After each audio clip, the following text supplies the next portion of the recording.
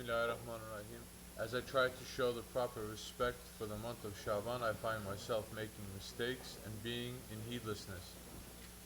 What is the reason for this, and would you please offer your advice?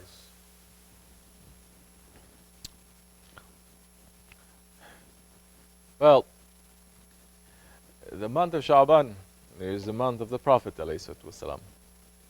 So many people, they lose steam in this month.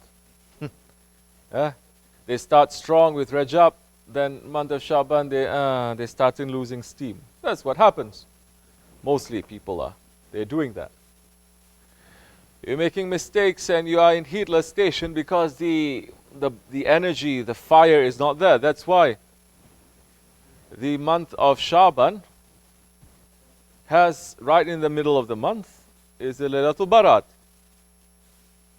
So at least you have right in the center of the month something to work towards, so that you're not going to let off your, you're not going to let go, you're not going to be in heedlessness. Okay? But what is it that you have to do? Now is the time that you have to find yourself in Jama'ats.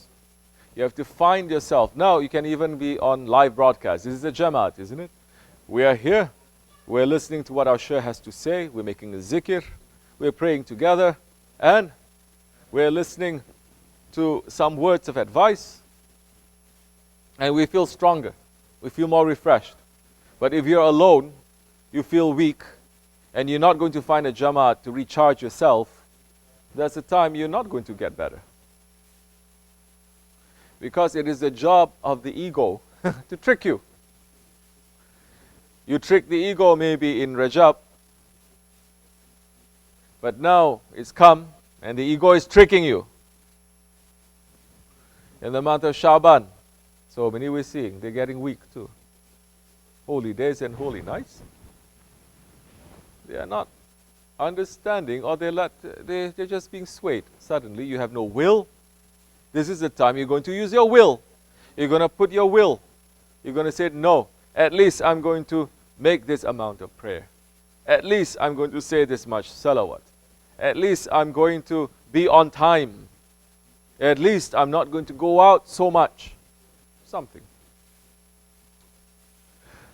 But if you're just going to say, oh, I'm just going to submit myself to whatever Allah is going to send me, I'm just going to sit here. If He wants me to worship, I'm going to worship. If He doesn't want me, then that's the time you're just playing games with yourself.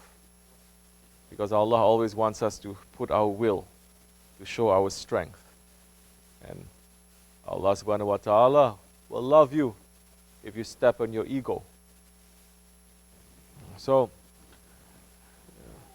I don't offer advice. The prophets, they give advice. We don't make sohbat too. The sheikhs, they give sohbat. We are speaking a couple of things. And these things, a reminder for you and for me. I'm not exempt from this too. But if there are certain things that you're doing every week, every month, don't drop it. Continue with that. At least that will make you to hold on to something. You understand? If every week you're catching a zikr, then don't drop that. You feel, oh, I don't really feel like it, I don't feel nothing. Who cares what you feel? Who cares what you feel?